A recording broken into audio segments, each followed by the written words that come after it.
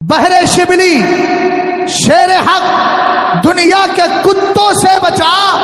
میں نے کہا یہ گلی کوچے کے ڈاگس نہیں ہے، یہ وہی ہے، شکل تو انسان کی ہے مگر فکر شیطان کی ہے.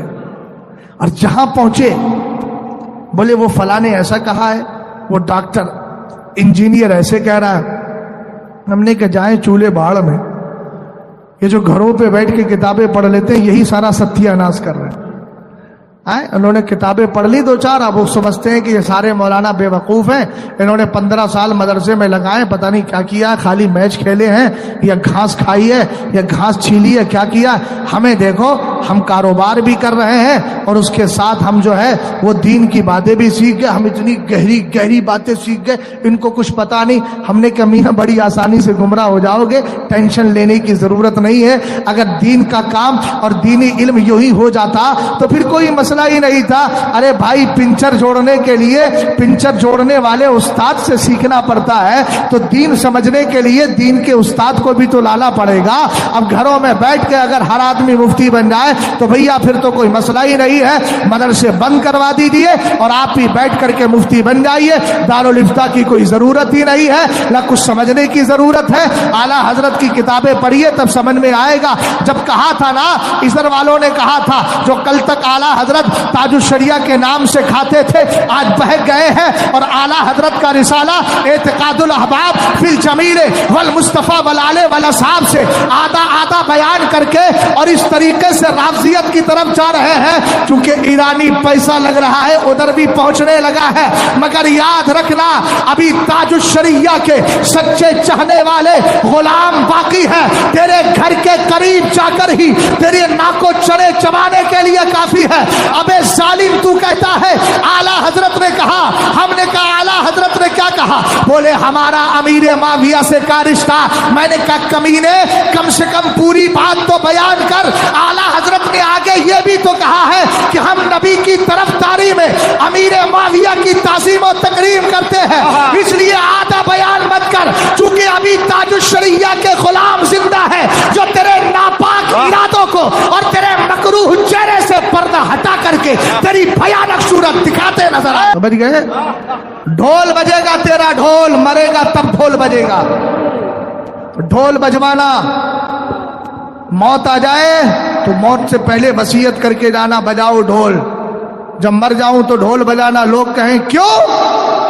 کہنا کہ ان سے کہنا کہ جب ڈھول بجاؤ تو پہلی بار ڈھول بجا کے بتانا کہ اب فلاں صاحب مر گئے ہیں، اب ڈھول سے مرنے کا اعلان ہو رہا ہے. پھر تھوڑی دیر کے بعد ڈھول بجوانا.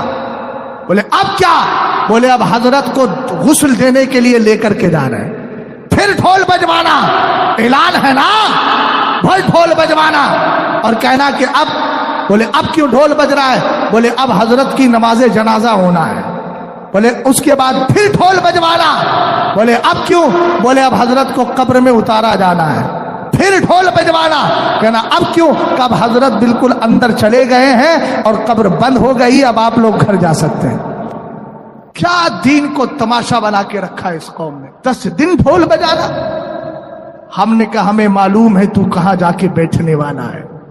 بات سمجھ گئے؟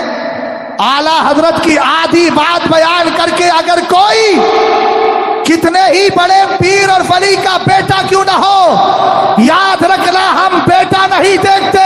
ابے ہم تو وہ لوگ ہیں جب مسجد نبوی میں جاتے ہیں تو پہلے مصلی کا امام دیکھتے ہیں. جب مسجد نبوی کے اندر ہم جا کے جانچ پڑتال کر سکتے ہیں تو ہندوستان میں جانچ پڑتال کیوں نہیں؟ غور کر رہے ہیں؟ اور سنو، اعلیٰ حضرت کی اولاد میں بھی ہم چیک کرتے ہیں، ہر ایک کو قبول نہیں کرتے. آپ کہیں گے اعلیٰ حضرت کی اولاد میں بھی جانچ پڑتال. میں نے کہا ہم نہیں کہتے، اعلیٰ حضرت نے یہ نہیں کہا میرا مسلک جو میری اولاد سے ظاہر ہے، بلکہ کہا میرا مسلک جو میری کتابوں سے ظاہر ہے.